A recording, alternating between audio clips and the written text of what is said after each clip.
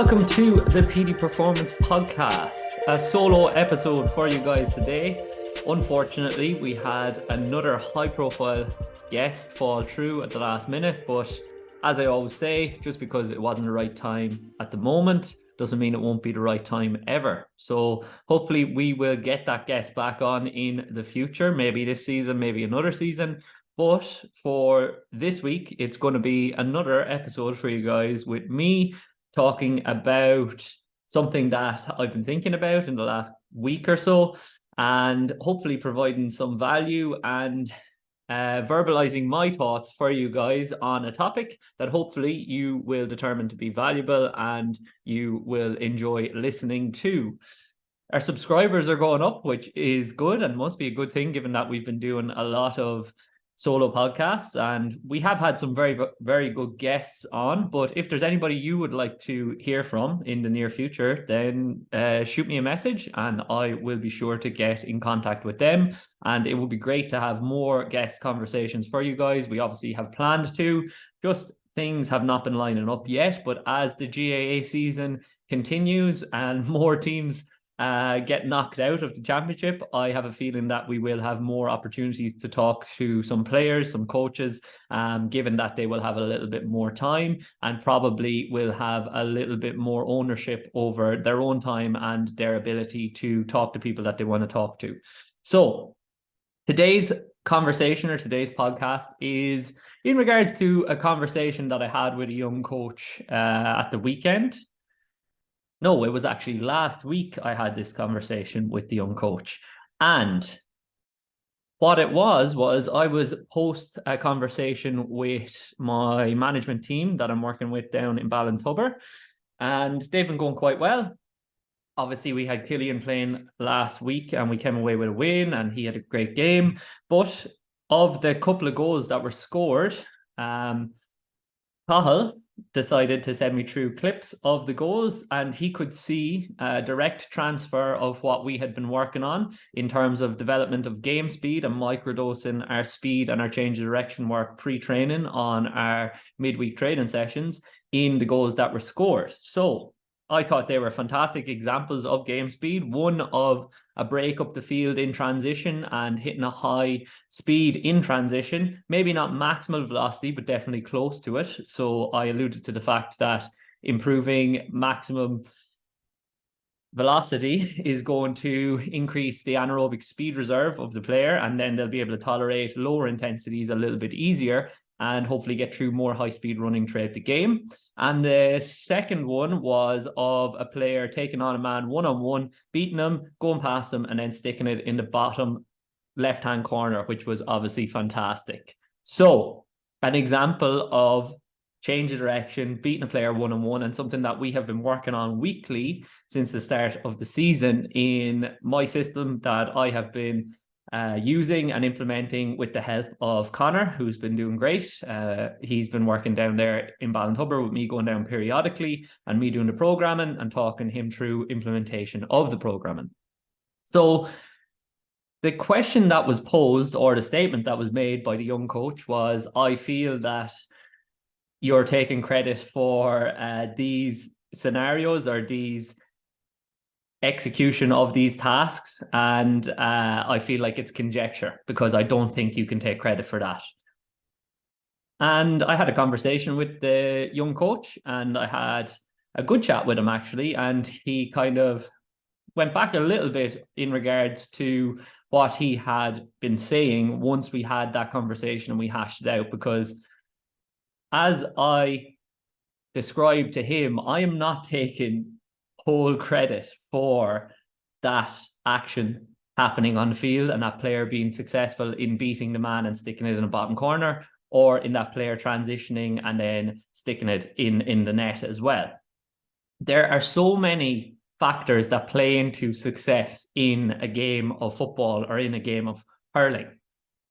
Ultimately, I can only put the athletes in a position that they can create more opportunities for themselves on the field and then hopefully have a better chance of executing under pressure in those opportunities. But ultimately, it is the athlete who we have to give the credit to, because they have executed the skill and they've put the hard work in over the weeks in order to put themselves into a position to execute successfully and to achieve success in the task. Now, his point was he feels that the sports coaches have more of an impact than an S&C coach in the execution of a goal scoring opportunity. And absolutely they do.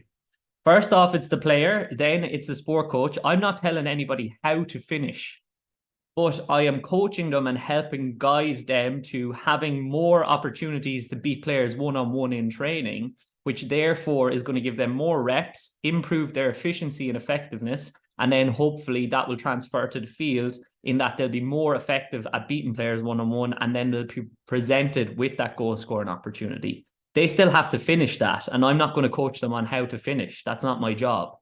Everything that I am doing or part of what I am doing comes before that. I'm also improving their fitness levels, their aerobic and anaerobic capacity through the use of whatever means I'm using for conditioning at that time. It may be tempo, it may be small-sided games, it may be top-ups, it may be multi-directional tempo, it could be any sort of dribble conditioning, it could be sprints, it could be anything. But I am putting the athlete in a position that they will be able to execute and create more opportunities on the field. But I'm not taking credit for that. But at the same time, the conversation that I had with the athlete was, we have to get to a stage as coaches where, sure, we're not taking full credit for anything, but we have to get some gratification somehow and say like, okay, good. That player did that and I have been helping them to do that in training. So I feel good about myself that it seems like I may have played a part in that. As well as that, me putting those posts and those videos up on Instagram was a way of rewarding the player for fantastic execution of the skill. So through positive reinforcement, hopefully those players and other players that I work with are going to be more likely to attempt to work on those skills in training and then hopefully take players on one-on-one in games to try and showcase those skills. So it's not just about me, it's about the player. Although at the same time as coaches and as a businessman, it has to be somewhat about the coaching and the business at some stage. So you've got to showcase what you're doing. So I don't think there's anything inherently wrong with showcasing success in what you're working on with your athletes. In fact, I think you should be doing that as long as the athletes are okay with it. However, the number one thing as a businessman and as a coach is to get good results, number one. If you get good results, you'll have positive word of mouth and you'll get more referrals as a result. But after that, from a marketing perspective, you've got to showcase and attract clients and attract people and eyes to what you're doing, because that's the only way you're going to get leads that aren't direct referrals, which is important as well if you're going to grow as a business as much as you want to grow. And ultimately, as a businessman, you do want the business to grow. I always say that my mission is to improve the standard of care in the GAA for S&C and improve the level of education in regards to S&C in the GAA. But that only works and that only happens if the business is functioning. So in order for the business to function, I've got to get people into the business and get them success and guide them towards success. And in order to get people into the business and guide them towards success, I need to attract them. And that's why we put things on social media. It's a shop window for people that may be suited to the programming, to our system, and to working with us. If we attract the right clientele, we'll be able to get them good results. And we have been getting good results. Like some of the feedback from the lads in the management team has been phenomenal. Like they're amazed with the implementation of a program that is holistic and something slightly different, because they have had trouble in the past, as many GAA clubs have, in regards to adherence to an S&C program throughout the year. Adherence has been phenomenal. And then feedback from within the group, from players I've been speaking to and other coaches that I've been talking to, is fantastic. They say that they feel better in the second half than they have before. Lads that have come back into the group have been amazed with the speed of play that the lads have been able to output, or the maximum speeds they've been able to output, and their ability to keep going in the second half. Like, these are all positives that you have to take as a coach and as a performance coach, S&C coach, and as a businessman, in that you have to assess whether you're making change and making substantial and significant change in the people you're working with. And all of these pieces of feedback are positive. So why would I not say that, look, what I am doing, I feel like I'm doing a good job? Ultimately, the athletes and the coaches that you're working with are the ones that get to determine whether you're doing a good job or not. But through feedback by those coaches and those athletes, then we can attempt to feel good about ourselves, because we want to feel good about ourselves in the job that we're doing. I've spoken before about I tie a lot of my self-worth to my ability as a coach and my effectiveness in the working world. And I used to do it as an athlete, and now it's more as a coach. And some of that is probably not the most healthy thing in the world, but it makes me feel pretty good about myself when things are going well. And the important thing is that now I am diluting it a little bit, in that now I'm assessing how effective and if I'm being a good friend, a good brother, a good son, a good cousin, a good nephew, etc. It's not all about, and a good golfer as well, let's not forget to golf. It's not all about the coaching, but at the same time, I would say a significant amount of my self-worth is tied to how well I do and how well my teams do and my athletes do and how they're feeling. Because that's a large part of my life. Like, I spend umpteen hours a day focused on coaching, improving my coaching process, improving the business, improving everything that I'm doing so that my athletes and my teams improve that I'm working with. And if they are improving and they're feeling good and they're giving me positive feedback, you bet your bottom dollar I'm going to shout about it on social media, because it makes me feel good about myself, and hopefully I'll be able to help more people as a result of doing that. So I had the conversation with that coach, and ultimately, he probably didn't really understand the full scope of what I'm doing with the teams, in that it's not just S&C, it's not just in the gym, it's not just that 10 minutes on the pitch. As a head of athletic development, I am helping the coaches to organize the training in terms of the rest periods, the work-to-rest ratios, in terms of what small-sided games we're going to fit in, what type of drills we're doing. I'm color coding the sessions based on what they're should be doing, the length, duration of the session, what should be ticked off on that night in question, and what we should probably steer away from. So I'm getting more of a helicopter view of the whole program than just simply giving the athletes things to do in the gym and things to do on the pitch. As well as that, we're progressively challenging the athletes in terms of their skill development and integrating it into the technical and tactical aspects of the game throughout the season. What I'm doing with each team is slightly different, because each management team and each team that I'm working with need slightly different approaches. Like, with one team in particular, I might be helping them to identify what phase of tactical periodization or aspect of tactical periodization they're going to work on a night in question. So I might help them to organize their monthly schedule in regards to what I've spoken about previously, whether we're focused on attack, defense, transition to attack, or transition to defense. And then we might pair specific skills with those, like I've spoken about previously in regards to hurling. It could be blocking, it could be striking, it could be hand passing, it could be catching or fielding, etc. In football, vice versa. Obviously, no hooking in football. And then obviously we have had great success with our fundamentals that we've been employing as a result of a conversation I had with an elite athlete and what they've been doing down in Australia. We have put in 15 minutes of isolated skill development work at the start of training in different scenarios that the athletes will find themselves on on the field. And we've had great buy-in to that. Like, we've had really, really good numbers at our sessions across the week. And it's only 15 minutes, but it's 15 minutes of focused work and reps that are concentrated, and they are purposeful in terms of the practice. There is pressure on each rep.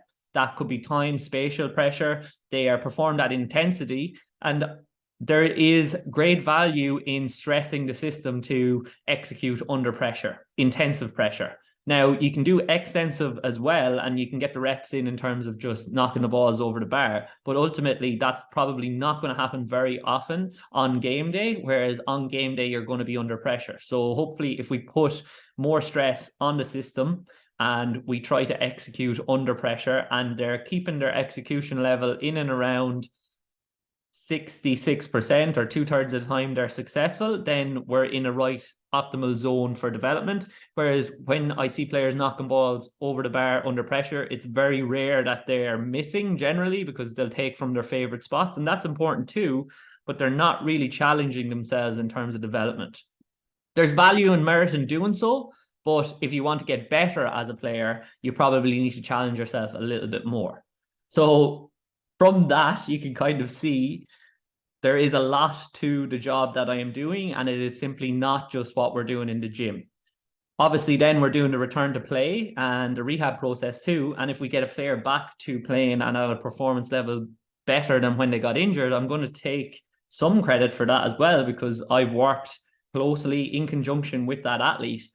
And when you spend that amount of time with an athlete, you really, really care about them. Like, if somebody becomes re-injured, which I've had happen in the past, it really hurts. It really hits you. You really feel for them. You have a lot of empathy for them, because you've been there in and out for all of the hours that they've put into their return to play and the rehab process. And ultimately, you'll be assessing your own system and saying, look, I need to improve things, because obviously what I did not achieve success. And success was that player returning to the pitch and not suffering re-injury.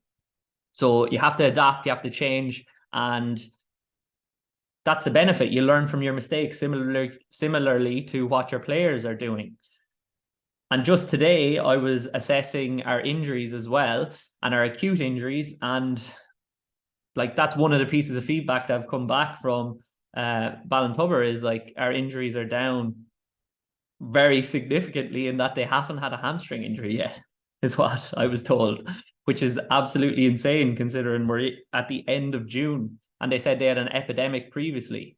And look, I can't take ultimate credit that, like, I'm not going to say that I have all the answers, but ultimately adherence to a structured program, as well as continual and progressive exposure to sprint training and high-speed running through tempo, and getting better and more efficient in our change of directions and controlling the training environment, ultimately probably has played a part in that. And it's a significant change. So what has changed for them? Well, we've come in with a new system, a new approach, and the players have been more adherent than they have been previously. So ultimately, the players being more adherent is down to them, and they're reaping the rewards for it.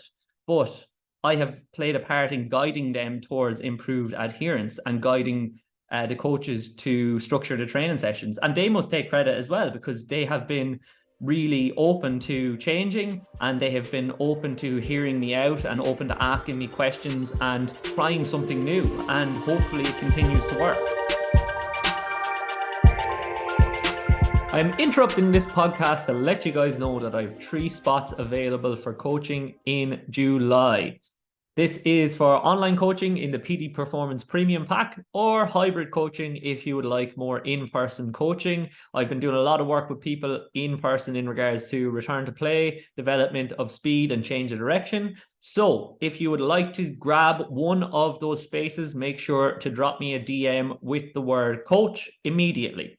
These spaces will potentially go quite quickly, and then I will start getting people into the program for August. So do not wait. I don't want you to miss out. Now, back to the podcast. And then I was assessing our injuries for one of the other teams that I'm working with, and we're at where we were last year. However, and a big caveat, because I will always try to see the positive, unless there's significant negatives to be seen, we are working with a smaller squad, and we have played far more games this year than we did last year. So if we're on par with where we were last year, and assessing those injuries, they haven't been as severe as last year, then ultimately we're probably moving forward, and we are moving forward positively, and we are making a significant difference. Now,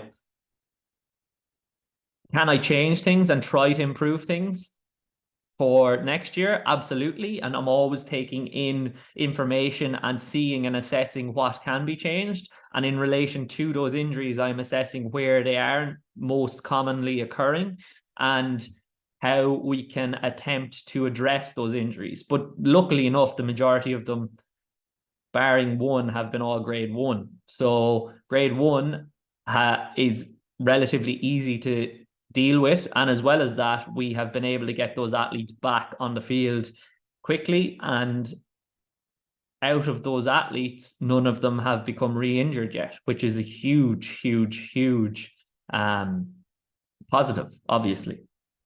So not only are the athletes getting better, but I'm probably getting better as well. And I'm understanding and I am figuring out what works for different athletes because I've spent more time working with them. And as well as that, any S&C work or any speed work, change of direction work, and conditioning that you put down, as I've spoken about with athletes this week, it's not only work for that season and that next few games, it's work and a base that you're putting down and foundations that you're putting down for the years on top of that. So like at this stage last year, if I asked some of my ladies to sprint 50 meters or do a 10-meter fly with a 40-meter build in, they would have looked at me like, not a hope. I haven't even done much of a warm-up. We've only done 6 minutes. I asked them to do it last night. Not a problem. All of them went to the maximum. All of them felt more comfortable. And that has been through a couple of years of progressive exposure to more and more sprint volume and more strength training and getting them more robust in regards to tolerating that sprint volume. And I probably do push the boat out and push them a little bit further in terms of the volumes that I look to get them through than other coaches would. And I'm vocal about that as well, because a lot of other coaches have questioned me and asked like, well, why don't you just do 20, 30 meters? Because they're never going to sprint more than 20, 30 meters in a game. Well, they feckin' might, and they better be prepared to do so if they are forced to sprint longer distances than that. And football is a game of transition, especially at the moment. There's quick transitions, get the ball up the field as fast as you can, and you need to be able to get back. Like that Paddy Durkin example where he chased back Matthew Tierney at the weekend and put pressure on him to prevent Tierney from getting a shot in on goal. An ultimate and a fantastic example of why we must be able to sprint maximally for longer distances than 20, 30 meters. Because even if it just happens in isolation once every 2 games, you better be prepared, because that's when the risk is going to be highest for an injury. And the big game moments happen at speed. As well as that, you see Con Kilpatrick running through and slotting that ball over the bar, just beating everybody for pace. Like, I've had tons of examples the last few weeks of players just absolutely busting their bollocks, excuse the French, to beat other players and being able to do so, given that they potentially have a higher maximum velocity than the other players, better acceleration or better max velocity. We can't ultimately put it down to one or the other because I don't have the data. I don't have the GPS. I'm just assessing using my coaching eye. And I don't think that's conjecture. Like, obviously, they're going to have to be able to execute under pressure on the game day, but we can put them in a position where they're able to execute and they have a better chance of executing through our training and through organizing our training effectively. So as well as that, what I will say is if we're going 20, 30 meters, okay, fine. We're developing acceleration and some of them are going to hit max speed after 10 meters if they're GA players. But if we go 40, 50, even 60 at times meters, they're still working on their accel because they're getting exposure to accel at the start of that sprint. But they're also getting more volume of exposure to maximum velocity. And from my conversations with Alan, he goes for a 90 meters over 90% approach for development of max velocity. And how much of a 30, 20 meter sprint is going to be above max velocity? Maximally, maybe 10, 15 meters. So how many of them are you going to have to do repeatedly in order to get that 90-meter threshold in training?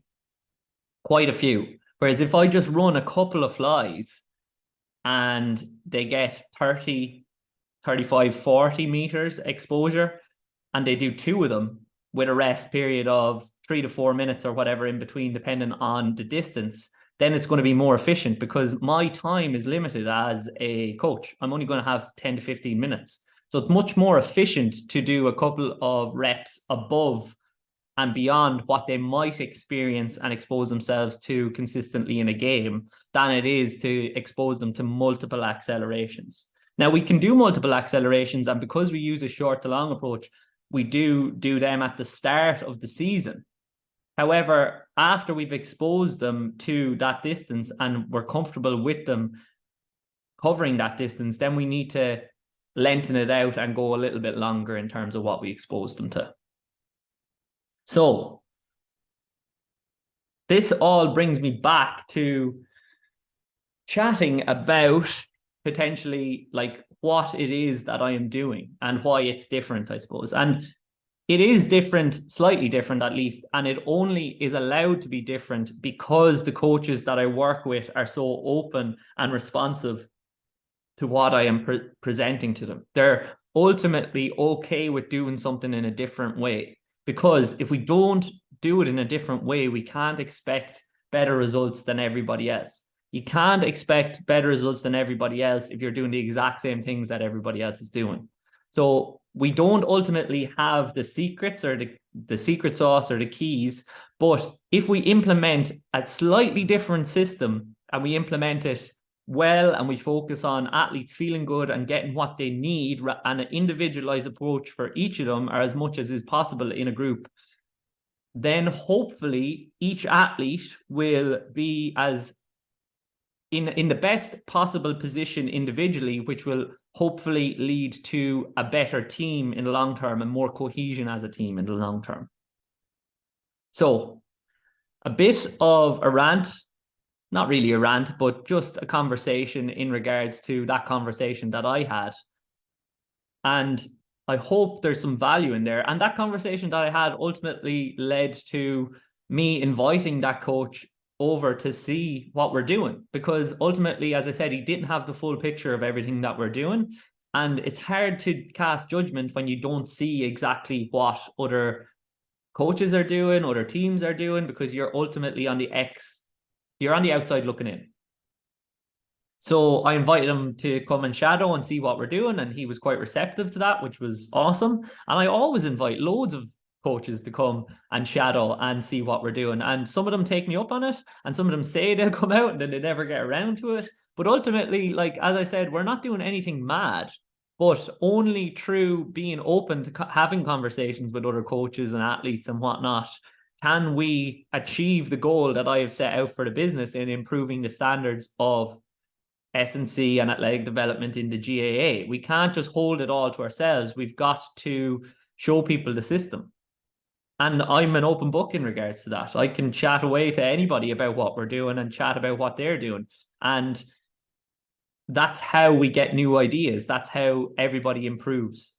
And I always talk about, you want everybody else, because how competitive I am, you want everybody else to have the same resources and to put 100% into it the same way that you are as an athlete, as a coach, as a person, but you still want to beat them because they can't implement it the same way that you can implement it, and they can't work the same way that you will work, and you still want to beat them at their best. You don't want to beat somebody that's not working their best, because ultimately it might be a little bit egotistical, but you want your best to be better than their best.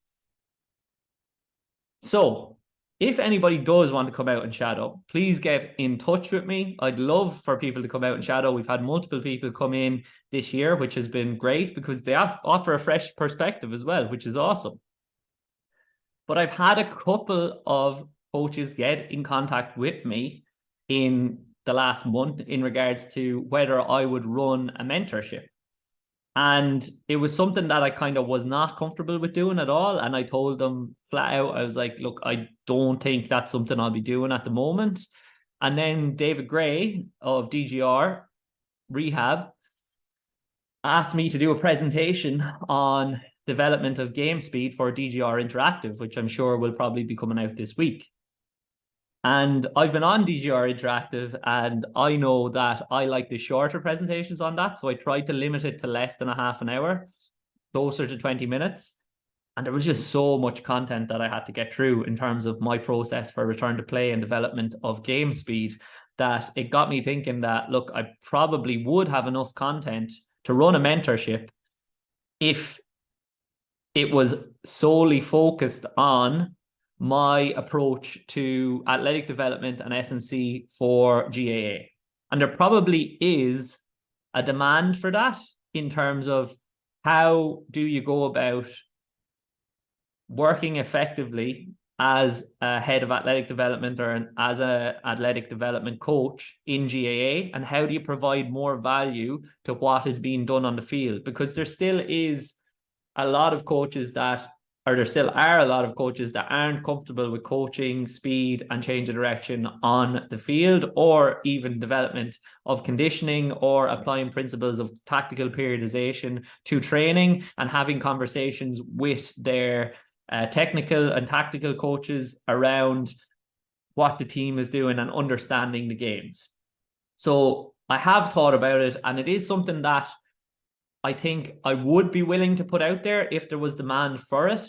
However, like my online coaching, I would like to keep it limited to a certain number of spots, because I feel like if I deliver a really high quality service to a certain number of coaches, then it will lead to more significant change in their coaching system. And then I can get a new cohort in as a result of positive word of mouth, because it is a good product. And I think if I just sell as many people as I can and I have too many people in there, it might dilute the service. So it's something that I'm toying with this year. If it's something you would be interested in, I'm thinking currently it's probably in and around 8 to 10 weeks long, with a different module every week. And similarly to what Alan did, I would look at potentially an online and a hybrid model, in that the coaches that were in there could potentially come up and shadow and see what we're doing and see how we apply it in person as well. But it's very much just a thought at the moment, but it's what Dave has kind of been pushing me to do as well. He's like, you need to try to coach other coaches on your system and teach them, because me, having worked in third level education previously in terms of lecturing in biomechanics, like I've seen that some of what is being taught is a little bit outdated, and it's a little bit more difficult to apply it to what you're actually doing as a coach. It's very much just theoretical. Whereas when I was teaching and lecturing, I was trying to make it as practical as possible for the people in the module that I was lecturing in, because I feel like you need to be able to see how it transfers, how to apply it. And that's similarly why I have success in terms of my adherence, or my athletes' adherence to programs, in that I break down the in-game movements and then show them how we get there. You've got to see how it transfers and how it translates. And I think that has improved adherence of my athletes. And I think it could potentially improve people's coaching systems, in that they could see, right, this is the sport, this is what the athletes need to be able to do, this is the way the team is going to set up, this is what I need to be able to focus on and develop as a coach. And it's not just what we're doing in the weight room. Sure, we could probably talk and do a module on weight room development. However, that's a very small part of what we do as S&C coaches and athletic development coaches, at least in my perspective going forward. I think and as Alan has said, I think we need to stop just being comfortable in one place in the weight room and not being comfortable and letting the athletes figure it out themselves on the pitch, because we're not comfortable going out and developing in that regard. And I would certainly like to help some coaches, I think, if they are unsure of that, to develop in that regard. So if you'd be interested in that, drop me a DM. We can have a conversation about it. And if there is demand, potentially that's something that I would put together. Other than that, if you're on DGR Interactive, shout out to David.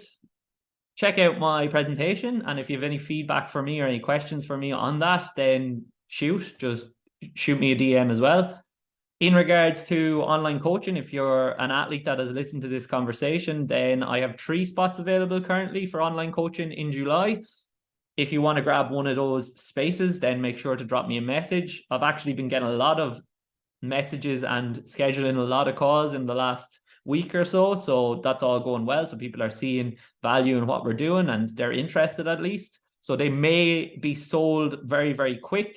People might snap them up, but if you want to jump in for August or even for off season, then we can have a conversation around that as well. Or if you simply just want to pick my brain in regards to what you're doing, I'm happy to do that too. That's how we improve the standard of the care for the GAA athlete overall, and that's ultimately the goal. So a lot of rambling there for you guys today, but I hope you've enjoyed it. And if you did enjoy it, please remember to like it, share it, and send it.